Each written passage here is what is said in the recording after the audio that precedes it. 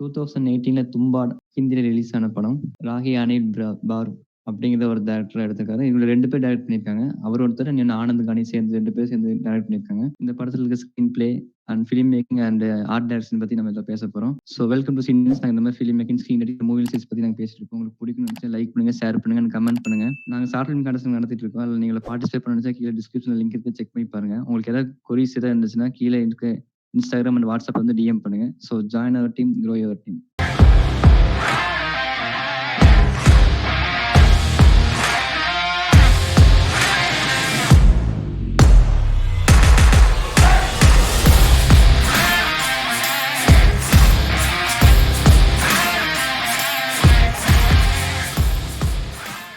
Okay, இந்த படத்தை பத்தி ஒரு வார்த்தையில சொல்லணும்னா, இது இந்தியால எடுக்கப்பட்ட ஒரு ஈவில் டெத் மாதிரியான ஒரு படம் அப்படின்னு சொல்லலாம். ஏன்னா அந்த மாதிரியான ஒரு ஹாரர் கைண்ட் ஆஃப் கதை தான் இந்த கதை. அதாவது இந்த படம் எதை பத்தி சொல்ல வரோம் அப்படிங்கிறத ஆடியன்ஸ் வந்து இந்த மைண்ட்ல தான், நாங்க இந்த படத்தை இதை நினைச்சு எடுத்திருக்கோம். ஆடியன்ஸ் இதை மைண்ட்ல வச்சுக்கிட்டு தான் இந்த படம் பார்க்கணும். இந்த படத்துடைய தீம் ஆர் இந்த படம் எதுக்காக எடுக்கப்பட்டிருக்குன்னா, கிரீடு, ஒரு மனிதனுடைய கிரீடு என்ன மாதிரியான விளைவை தருது அப்படின்னு சொல்ல வரக்கூடிய ஒரு கதை தான். அதை வந்து மகாத்மா காந்தியோட ஒரு கோட்ஸை வச்சு அவங்க ஆரம்பிச்சு, இதுதான் இந்த படம் இதுக்கான இந்த விஷயத்த தான் பேசுது. ஸோ அதை வந்து தெளிவா மைண்டையில ஏத்திக்கிட்டு வாங்க அப்படிங்கிற ஒரு கதை தான். அதை வந்து கொஞ்சம் ஃபேண்டசியா, ஒரு ஹாரர் ஃபேண்டசியா அதை சொல்லியிருக்காங்க. ஸோ அதுதான் ரொம்ப இந்த படத்தோட இன்ட்ரெஸ்டிங் சொல்லலாம். மற்றபடி இந்த படம் வந்து பாத்தீங்கன்னா டியூரேஷன் வைஸ் கம்மியான ஒரு படம் தான். ஒரு மணி நேரம் 44 நிமிஷம் ஓடுற படம் தான். பட் டெக்னிக்கலா வந்து பாத்தீங்கன்னா art direction, cameraman working, makeup, இதெல்லாம் ரொம்ப சூப்பரா பண்ணி இருந்திருக்காங்க. பட் எனக்கு வந்து பர்சனலா இந்த படம் வந்து பாத்தீங்கன்னா ஒர்க் அவுட் ஆகல. ஏன் ஒர்க் அவுட் ஆகல அப்படின்னா எனக்கு கரெக்டா சொல்ல தெரியல.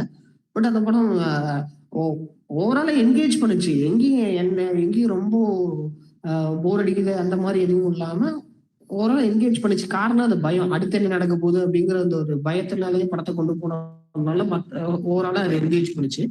மற்றபடி எனக்கு பர்சனலா கனெக்ட் ஆகிற அளவுக்கு எதுவும் இல்லை. டீசென்ட் வாட்சபிள் மாதிரியான ஒரு படம் தான் இருந்தது. அதனால கோரியான மேக்கப்ஸ் எல்லாம் யூஸ் பண்ணி இருந்திருப்பாங்க. அதான் இந்த படத்துல வந்து ஸ்கிரீன் லைட்டிங்ல வந்து கரெக்டா செட்டப் கரெக்டா கொடுத்துருக்காங்க. ஃபர்ஸ்டே வந்து ஒரு அரை மணி நேரத்துல வந்து என்ன கதை அப்படின்னு சொல்லி காமிச்சிட்டாங்க. அதுக்கப்புறம் அந்த ட்ரெஸ்ஸர் அடிக்க அந்த பையன் போற மாதிரி காமிப்பாங்க. அவனுக்கு வந்து அவன் மனசுக்கு வந்து பேரஸ் அதிகமா இருக்கு, காசு அவனுக்கு வேணும் அப்படின்னு சொல்லி. ஏன்னா அவன் சின்ன வயசுல வந்து அவனுக்கு காசே கிடைக்காம இருந்த அந்த ஒரு பேக் ட்ராப் அவங்ககிட்ட இருக்குது. அதனால அவனுக்கு வந்து அந்த காசு மேல அவனுக்கு ஒரு பேராசை இருக்குது. அப்புறம் அந்த பாட்டி கிட்ட கேட்டு என்னெல்லாம் தெரிஞ்சுக்கிட்டு அதை கட்ட போய் கரெக்டா அந்த பணத்தை எடுத்து அவன் கோடீஸ்வரன். அவனை பார்த்துட்டு இன்னொருத்த உள்ள போய் அதை மாட்டி அந்த அக்தர் அப்படிங்கிற ஒரு கடவுள்கிட்ட வந்து சாபம் வாங்கிடுவான். அவன் செத்து போயிடுவான். அதுக்கப்புறம் ஒரு 1947 இந்தியா வந்து சுதந்திரம் வாங்கின பின்ன எப்படி அவனுக்கு அதுக்கப்புறம் காசு கிடைக்காது. அப்ப அவன் பையனை வச்சு மறுபடியும் அந்த ட்ரெஸ் எடுக்கிறதுக்கு அவனோட பையனை வந்து ட்ரெயின் பண்ணுவான். அப்படி உள்ள போய் அவங்க என்ன ஆச்சு அப்படிங்கிற அந்த மீதி கதையா இருக்கு இந்த படத்துல. பட் இந்த படத்துல வந்து ஸ்டோரி நார்மல் ஸ்டோரி தான். பயம் கொடுத்தவங்க கேட்டு இந்த படம் வந்து நல்லா ஒரு ஹிட் ஆனதுக்கான காரணம் அப்படின்னு நான் நினைக்கிறேன். இந்த படம் வந்து ஆர்ட் டைரக்ஷனுக்கு வந்து அவார்டு வாங்கியிருக்கு. இந்த படம் ஆர்ட் டைரக்ஷன் அந்த சினிமாட்டோகிராஃபிக்கு வந்து அவார்டு வாங்கியிருக்கு. இந்த படம் ஆர்ட் டைரக்ஷன் வந்து பயங்கரமா நிறைய வித்தியாசமா ட்ரை பண்ணியிருக்காங்க. அதுல அது நல்லா இருந்துச்சு. இதுல எனக்கு வந்துட்டு இந்த படம் வந்துட்டு அவ்வளோக்கா பிடிக்கல. எனக்கு பெருசா பயம் கொடுத்தது இல்லை. நிறைய பேர் சொல்லுவாங்க நிறைய இருக்கு ஃபிலிம் மேக்கிங்ல. மகேஷ் ப்ரோவுக்கு வந்துட்டு ரொம்ப ரொம்ப ஃபேவரட் ஃபிலிம் அவருக்கு. ஒரு படம் பயங்கரமான படம் சஜஸ்ட் பண்ணுங்க அப்படின்னு இதுதான் சஜஸ்ட் பண்ண. நான் பிடிக்கலனாலே அவருக்கு கோவம் வந்துருச்சு.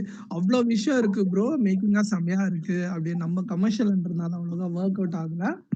இந்த படத்துல சில ஃபேக்ட்ஸ் மட்டும் சொல்லிடுறேன். ஓவராலா ஒரு படம் முடிஞ்சிட்ட பிறகு அந்த படத்துல இந்த சீன் நல்லா இருக்கு, இப்படி மேக்கிங் பண்ணாங்க, இவ்வளவு கஷ்டப்பட்டாங்க அப்படின்னு பேசுறதை விட படம் முடிஞ்ச உடனே நம்மளுக்கு என்ன ஃபீல் கொடுத்துச்சு அப்படின்றதுதான் இம்பார்ட்டன்ட். பட் இந்த படம் முடிஞ்ச உடனே எனக்கு பெருசா பயமும் வரல. இத்தனைக்கும் நான் நைட்ல தான் பார்த்தேன். பயமும் வரல, பெருசா என்கேஜிங்காகவும் இல்லை. ரொம்ப ஸ்லோவா போற மாதிரி தான் இருந்துச்சு. நடுநடுல கொஞ்சம் தூக்கம் வந்துச்சு. ஸோ இப்போ இந்த படத்தோட ஃபேக்ட்ஸ் பத்தி போயிடலாம். இந்த படம் ஏற்கனவே நீங்க சொன்ன மாதிரி ராகி அனில் அவருதான் டைரக்ட் பண்ணியிருக்காரு. அந்த மனுஷன் எவ்வளவு அடமாண்டான ஒரு ஆளுனா, 4 பேர் சேர்ந்து ஸ்கிரீன் பிளே பண்ணியிருக்காங்க. மரேஷா, ஆதேஷ் பிரசாத், அப்புறம் இவரு ராகி, அதுக்கப்புறம் ஆனந்த் காந்தி அப்படின்ற 4 பேர் வந்துட்டு ஸ்கிரீன் பிளே பண்ணியிருக்காங்க. இந்த படம் வந்துட்டு கிட்டத்தட்ட 1997லயே ஸ்கிரிப்ட் ரெடி ஆயிடுச்சு. அதாவது ஃபர்ஸ்ட் டிராஃப்ட் ரெடி ஆயிடுச்சு. அவருக்கு 18 வயசு இருக்கும்போதே மனுஷன் ஸ்கிரிப்டை முடிச்சிட்டாரு. நெறைய பேர்கிட்ட வந்துட்டு ரிஜெக்ஷன் நடந்துன்னே இருக்கு. 2000 அப்புறமா 2018ல பார்த்தீங்கன்னா, நவாசுதீன் சித்திக் இருக்காருல்ல, அவரு வந்துட்டு லீட் ரோலா வச்சு இந்த படம் ஆக்சுவலி ஷூட் எல்லாம் கூட போச்சு. பட் சில ஃபைனான்ஷியல் இஷ்யூஸால இந்த படம் வந்துட்டு அப்படியே நவாசுதீன் சித்திக் வந்துட்டு அப்படியே ஸ்டாப் பண்ணி விட்டுட்டாரு. வேற யாரும் அதுக்கப்புறம் தான் இந்த படத்தோட ஹீரோ வந்து இது பண்ணாரு. அதுக்கப்புறம் இன்னொரு விஷயம் என்னன்னா, இந்த படத்துல மியூசிக்கு எனக்கு பெருசா கனெக்ட் ஆகல. ஆனா அந்த மியூசிக் டைரக்டர் வந்துட்டு ஜெஸ்பர் கேட் அவர் தான் மியூசிக் டைரக்டர். அவர் வந்துட்டு அசாசினேட்ஸ் கிரீடு, அதுக்கப்புறம் அவர் டேனிஷ் கம்போசர், அந்த மாதிரி ஒரு ஃப்ரான்ச்சைசி வீடியோ கேம்ஸ்க்கெல்லாம் மியூசிக் போடுறவரு. ஸோ ஒரு ஹாலிவுட் கிட்டத்தட்ட ஒரு ஹாலிவுட் மியூசிக் டைரக்டர் வந்துட்டு இதுல வந்துட்டு ஸ்கோர் பண்ணியிருக்காங்க. மியூசிக் சில இடத்துல நல்லாவே இருந்துச்சு. அதுக்கப்புறம் இந்த படம் பார்த்தீங்கன்னா, உண்மையாலுமே டம்பாட் என்ற வில்லேஜ்ல டம்பாடா மகாராஷ்டிரால இருக்கிற வில்லேஜ்ல தான் எடுத்திருக்காங்க. அங்க வந்துட்டு ஒரு டாக் இருக்கு ஆக்சுவலி. உண்மையாலுமே ஒரு ஹிடன் ட்ரெஷர் இருக்கு இந்த இடத்துல அப்படின்ட்டு. அதனால இவரு உண்மையா இருக்கணுன்றதுக்காகவே அந்த லொகேஷன்ல போய் எடுத்திருக்காரு. இந்த படத்துல அந்த சின்ன பையன் வருவான்ல, முகமது சமத் அதுதான் அவனோட பேரு. அவன் தான் அந்த கிராண்ட் மதர் ரோலும் பண்ணான் அப்படின்ட்டு ஒரு அன்னோன் ஃபேக்ட். அது எந்த அளவுக்கு உண்மைன்னு தெரியல. பட் நான் கேள்விப்பட்ட வரைக்கும் அப்படிதான். அதுக்கப்புறம் இது ட்ரையாலஜியா தான் பண்ணலான்னு முதல்ல ஆரம்பிச்சதா. ஏன்னா அந்த அளவுக்கு அவர் ஸ்கிரிப்ட் வச்சிருந்தாரு. 1997லயே ஸ்கிரிப்டை முடிச்சு கிட்டத்தட்ட அவ்வளோ வருஷம் போய் கிட்டத்தட்ட 2008ல தான் ஷூட் ஆரம்பிச்சார் நவாசுதீன் சித்திக்கை வச்சு. அவ்வளோ வருஷம் போய் அவர் ட்ரையாலஜியா எடுக்கலாம். கடைசியில் என்ன இருந்துச்சுன்னா, அந்த ஃபாதர் வந்துட்டு தன்னோட கிரீடுக்காக பையனே சாவடிச்சிடலாம் அப்படின்ற மாதிரி தான் இருந்துச்சு. அதுக்கப்புறம் இதில் அந்த ஹீரோ இருக்காரு இல்லை, அவரு இந்த படம் வந்துட்டு 6 வருஷம் ஷூட்டிங் நடந்துச்சான். அந்த 6 வருஷம் ஷூட்டிங்லேயும் அவர் அந்த ஹீரோ வந்துட்டு கிட்டத்தட்ட அதே வெயிட்டை மெயின்டைன் பண்ணுமா இருந்துச்சான். அவர் கிட்டத்தட்ட 8 கேஜி இன்க்ரீஸ் பண்ணி தான் இந்த படம் நடிச்சாரு. த்ரூ அவுட் அந்த 6 வருஷத்தை அதே இதை மெயின்டைன் பண்ணியிருக்காராம். அதுக்கப்புறம் இந்த படம் வந்துட்டு உண்மையா இருக்கணும் அப்படின்றதுக்காக டைரக்டரோட அடம் பிடிச்சிருக்காரு. உண்மையா மழை வரும்போது த்ரூ அவுட் த ஃபிலிம் இந்த ஸ்டோரியா அப்படிதானே, அந்த ஊர்ல மழை வந்துனே இருக்கும் அப்படின்னு சொல்லியிருப்பாங்கல்ல.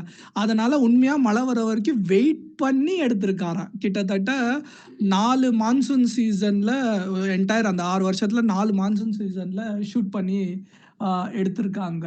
அது என்னதான் தெரியல. அதுக்கப்புறம் நிறைய லேம்ப் லைட் யூஸ் பண்ணியிருக்காங்க இந்த படத்தில். ஆர்டிஃபிஷியல் லைட்டாக ரியலாகவே லேம்ப் லைட்டிங்கில் தான் நிறைய சீன்ஸை எடுத்திருக்காங்க. அந்த அத்தென்டிசிட்டி மெயின்டைன் பண்ணுவோன்றதுக்காக அந்த மாதிரி இது பண்ணியிருக்காங்க. கிட்டத்தட்ட 50 ஒரு சீனுக்காக 50 லேம்ப் லைட் எல்லாம் யூஸ் பண்ணியிருக்காங்க அப்படின்னு சொன்னாங்க. அதுக்கப்புறம் அந்த கிளைமேக்ஸ் சீன் நடக்குது இல்லையா, அதான் இன்சைட் த வூம்ப். அது பார்த்தீங்கன்னா ஒரு சிங்கிள் லேம்ப் லைட்ல தான் உண்மையாலுமே அப்படிதான் ஷூட் பண்ணதான். அதுவுமே கிட்டத்தட்ட நீங்க சொன்ன மாதிரி ஆர்ட் டிபார்ட்மெண்ட் தான் இதுல பயங்கரமா இருக்கும். எனக்கு ஆர்ட் டைரக்ஷன் வந்துட்டு எப்படிடா அப்படின்ற மாதிரி தான் இருந்துச்சு. அது ஒன்று மட்டும் இந்த படத்துல நல்லா இருந்துச்சு. ஸோ அவ்வளோலாம் பண்ணிட்டு ஒரு சிங்கிள் லைட்டை வச்சு அதை எக்ஸ்ப்ளோர் ஆகல. பட் நான் உண்மையாக இருக்கணும் அப்படின்னு நினைக்கிறேன் டைரக்டர் டிசைட் பண்ணிட்டு அந்த சிங்கிள் லேம்ப் லைட்டில் அந்த கிளைமேக்ஸ் சீனை எடுத்திருக்காரு. ஃபுல்லாக ரெட்டிஷாக இருக்குமே. உண்மையாலுமே சிங்கிள் லேம்ப் லைட் தான் எடுத்திருக்காரு. இந்த படம் வந்துட்டு கிட்டத்தட்ட எந்த மாதிரி லொக்கேஷனில் எடுத்திருக்காங்களாம், கடந்த அவங்க லொக்கேஷன் ஷூட் பண்ணும்போது 100 இயர்ஸாக அந்த பிளேஸை யாருமே விசிட்டே பண்ணது இல்லையா. ஏன்னா இது டும்பாடுன்றது உண்மை கதை அப்படின்ட்டு அந்த வில்லேஜில் இருக்கிறவங்க சொல்லியிருக்கான். ஐ மீன் இவர் மித்தாலஜிக்கல் தானே. ஸோ அவர் வந்துட்டு உண்மையாக இருக்கணும் அப்படின்றதுக்காக கிட்டத்தட்ட அந்த லொக்கேஷனில் போய் எடுத்திருக்காரு. 100 இயர்ஸாக யாருமே போனதில்லை. அப்புறமா போய் எடுத்துருக்காங்க. அப்புறமா இந்த படம் வந்துட்டு 2015லயே முடிஞ்சிருச்சு. போஸ்ட் ப்ரொடக்ஷனுக்குன்னே 3 இயர்ஸ் எடுத்திருக்காரு. 2018ல தான் கடைசியாக ரிலீஸ் ஆச்சு. அதுக்கப்புறம் இந்த டேரக்டர் பார்த்தீங்கன்னா குல்கண்டா அப்படின்னு ஒரு படம் பண்ணின்னு இருக்காரு. அது 4.5 வருஷமா எடுத்துன்னு இருக்காரு. இந்த படம் முடிஞ்ச உடனே அந்த படம் எடுக்க ஆரம்பிச்சாங்க. அது 4.5 வருஷமா எடுத்துன்னு இருக்காரு. இன்னும் ரிலீஸ் ஆகவில்லை. நடுவுல கோவிட் வந்துருச்சுல ப்ரோ, அதனால அது நின்றுருக்கும். அப்படிலாம் கிடையாது. டைரக்டர் இது அவ்வளோ கோவிட் வந்துருச்சுல. அது 2018ல முடிஞ்சிட்டு ஆரம்பிச்சாங்கன்னா 2 வருஷம் 3 வருஷம் அதுலயே போயிருக்குல்ல. சோ அதனால அது போயிருந்திருக்கும். தெரியல. இது அதுக்கு மெயின் ரீசன் அது வந்து நினைக்கிறேன். பொறுத்த வரைக்கும் டைரக்டர் ரொம்ப அடமெண்ட். ஓகேவா, அவர் வந்துட்டு இந்த படத்துக்கு சொல்ல ப்ரோ, இப்ப எடுத்துட்டு இருக்கிற படத்துக்கு சொல்றேன். அது என்னன்னு தெரியல. ஏற்கனவே ஒரு படம் வந்துட்டு ஸ்டாப் ஆயிடுச்சுன்னு கூட சொன்னாங்க. அந்த மாதிரி போயின்னு இருக்கு. அப்புறம் இந்த படத்துல வந்துட்டு ஸ்டார்ட்டிங் சீன்ல அந்த அனிமேட்ரானிக்ஸ் எல்லாம் வரும் பார்த்தீங்களா? அதெல்லாம் வந்துட்டு அதான் அந்த கிராண்ட் மதர் ஊம்ல நடக்கிற மாதிரி அதுக்காகவே நெறைய டைம் எடுத்து அ பண்ணாங்க அப்படின்றது மாரி சொல்லியிருந்தாங்க. அதுக்கப்புறம் இந்த படம் என்னதான் ட்ரைலாஜியா இது பண்ணாலும், இத சீக்வல் மாரி தான் கிளைமேக்ஸ்ல வச்சிருப்பாங்க. அதுக்கப்புறம் அப்படியே ஆ இது சரியா ஓடாது. கிட்டத்தட்ட 5 கோடி பட்ஜெட் செலவாயிருக்கு இந்த படம். 13 கோடி தான் கலெக்ஷன் ஆயிருக்கு. அது வந்துட்டு ஓடிடி ரிலீஸ் புரொடியூசருக்கு வந்துட்டு ஒரு லாஸ் வென்ச்சர் தான். இல்லன்னா மேபி செகண்ட் பார்ட் கூட வந்திருக்கலாம். ஆ எல்லாமே ஓடிடி ரைட்ஸ் அதுக்கப்புறம் சேல் பண்ணது சேட்டலைட் அங்கங்க ப்ரமோஷன் அப்படி இப்படின்னு பண்ணி வந்துட்டு மொத்த இதுவே ஆ அவ்வளோதான் அவங்களுக்கு வந்திருக்கிறது. அதுக்கப்புறம் எனக்கு இன்ட்ரெஸ்டிங்கா என்ன பட்டுச்சுன்னா, இந்த படத்தோட எடிட்டிங் வந்துட்டு ரொம்ப ஸ்லோ பேஸ்டா பண்ணியிருப்பாங்க. இந்த யூசுவலி ஹாரர்னா ஒரு மாதிரி வேற ஒரு மாதிரி காமிப்பாங்கல்ல. யூசுவல் ஹாரர் மாதிரி இல்லாம, கிட்டத்தட்ட ட்ராமாக்கு எடிட் பண்ற மாரி பண்ணியிருப்பாங்க. அது நல்லா இருந்துச்சு. சினிமாட்டோகிராஃபி அதுவுமே செம்மையா இருந்துச்சு. பங்கஜ் குமார் அவர் தான் சினிமாட்டோகிராஃபி பண்ணியிருக்காரு. எடிட்டர் வந்துட்டு சம்யுக்தா காஜான்ட்டு ஒரு ஃபீமேல் எடிட்டரு. அவங்க அ பண்ணியிருக்காங்க. அதுவுமே ஒரு அ ஐ மீன் அத சொல்லணும்னு இல்ல. அ அவங்களுக்கு வந்துட்டு அவ்ளோ வந்துட்டு ஸ்லோவா பண்ணாங்க. மேபி அவங்க எடிட்டர் நெனச்சிருந்தா இந்த படம் ஸ்பீடா பண்ணியிருந்தா இன்னும் நல்லா பேசப்படும்னு சொல்லியிருக்கலாம். ஆனா அது ஸ்லோவா அது டைரக்டரோட அடன்னு நெனைக்கிறேன். அதனால அப்படி பண்ணியிருக்காங்க. அப்புறம் இந்த படத்தோட டப்பிங் பார்த்தீங்கன்னா, கிட்டத்தட்ட 4 முறை பண்ணியிருக்காங்க. அது வந்துட்டு சரியா வராததுனால இல்ல. சில டைம்ஸ் பார்த்தீங்கன்னா, அ அந்த ஆக்டர் பார்த்தீங்கன்னா, அந்த மகாராஷ்டிரா ஸ்லாங்ல பேசுறதுக்காக டைம் எடுத்துட்டு ஃபர்ஸ்ட் ஒரு தடவ பண்ணிட்டு, அது சாட்டிஸ்ஃபை ஆகாம மறுபடியும் பண்ணாங்க. ஒரு தடவ பண்ணும்போது இந்த படத்துல வர அந்த ரைன் சவுண்ட் இருக்கு பார்த்தீங்களா? அது ஓவர்லாப் ஆயிடுச்சு மறுபடியும் பண்ணாங்க. அதுக்கப்புறம் ஒரு தடவ டைரக்டரே சாட்டிஸ்ஃபை ஆகல. அதனால மறுபடியும் பண்ணாங்க. ஸோ அந்த மாதிரி 4 தடவ பண்ணாங்க. எனக்கு என்னன்னா, இவ்ளோ கஷ்டப்பட்டு, இவ்ளோ வருஷம் போராடி இந்த படம் எல்லாம் எடுத்து முடிச்சிட்ட பிறகு இதுக்கான கிரெடிட்ஸ் கிடைக்கலையே! அப்படின்ற மாரி தான். நம்மள மாரி ஃபில்ம் மேக்கர்ஸ்க்கே பெருசா இந்த படம் பேசப்படலையே! என்ன என்ன தப்புன்னா ஒரு மாதிரி ரொம்ப பார்க்குற விஷயங்கள் மித்தாலாஜிக்கல் ஹாரர் அதெல்லாம் நல்லா இருந்துச்சு. கேட்கறதுக்கு புதுசா இருந்துச்சு. மேபி இந்த படத்த கொஞ்சம் அட்லீஸ்ட் கமர்ஷியலா அவங்க போர்ட்ரே பண்ணியிருந்தால் யூசுவலி ஒரு டைரக்டர் வந்துட்டு இப்படி பண்ணியிருந்தா நல்லா இருந்திருக்கும், அப்படி பண்ணியிருந்தா நல்லா இருக்கும்னு நான் யூசுவலி சொல்ல மாட்டேன். ஏன்னா டைரக்டரோட விஷன் அது கரெக்ட்டா. பட் இந்த படம் அவரோட உழைப்புக்காகவே பேசப்பட வேண்டிய ஒரு படம். கொஞ்சம் கமர்ஷியல் எலிமெண்ட்ட மட்டும் ஆட் பண்ணியிருந்தா இந்த படம் எங்கேயோ போயிருக்கும். அது ஒண்ணு தான் எனக்கு கொஞ்சம் இதா இருந்துச்சு. இந்த படம் ஆஸ்கர் என்ட்ரிக்கு வேண்டியது அப்படின்னு ஐ மீன் அந்த டைம்ல சொல்லியிருந்தாங்க. ஆஸ்கர் என்ட்ரிக்கு வேண்டியது. இது பதிலு இதுவா இல்ல வேற ஒரு படமா அப்படின்ட்டு பேசின்னு இருந்தாங்க. அதுக்கப்புறம் பார்த்தீங்கன்னா, வேற ஒரு படத்த செலக்ட் பண்ணிட்டாங்க அப்படின்ட்டு சொன்னாங்க. ஆ கிட்டத்தட்ட எல்லாத்தையும் மிக்ஸ் பண்ண மாரி தான் இருந்துச்சு. ஹாரரா இருந்துச்சு, அட்வென்ச்சரா இருந்துச்சு, ஃபேண்டஸியா இருந்துச்சு, த்ரில்லிங் எலிமெண்ட்ஸ் எல்லாமே இருந்துச்சு. இவ்ளோ விஷயங்கள் இருந்துமே ஏதோ ஒரு விஷயம் கனெக்ட் ஆவாத போயிடுச்சு இந்த படம். ஆ மத்தபடி அவரு இவ்ளோ அடம் புடிச்சு உண்மையா படம் எடுத்திருக்காரு. டைரக்டருக்கு ஹாட்ஸ் ஆஃப். பட் இவ்ளோ வருஷம் எடுத்திருக்க தேவையில்ல. கொஞ்சம் எங்கனா காம்ப்ரமைஸ் ஆயி, கொஞ்சம் கமர்ஷியலா கொஞ்சம் மாத்தியிருந்தால் நல்லா இருந்திருக்கும். இந்த ஆக்டர்ஸ்க்கும் பார்த்தீங்கன்னா, ரொம்ப உழைப்பு போட்டெல்லாம் நடிச்சிருப்பாங்க. மேக்கப் எல்லாம் அவ்ளோ ரியலிஸ்டிக்கா இருக்கும். ஆ அவங்க அவ்ளோ வருஷம் போராடியுமே அவங்களுக்கு அடுத்து பெருசா சான்ஸ் கிடைக்காம போயிடுச்சு. இந்த டைரக்டருமே இன்னும் போராடின்னு தான் இருக்காரு. ஸோ மோரல் என்னன்னா, உண்மையா இருங்க. பட் ரொம்ப உண்மையா இருக்க தேவையில்ல. சிலத காம்ப்ரமைஸ் பண்ணணும்னு இல்ல. கமர்ஷியலா மேபி ஏன்னா இது கமர்ஷியல் சப்ஜெக்ட் மாரி தான் எனக்கு தோணுச்சு.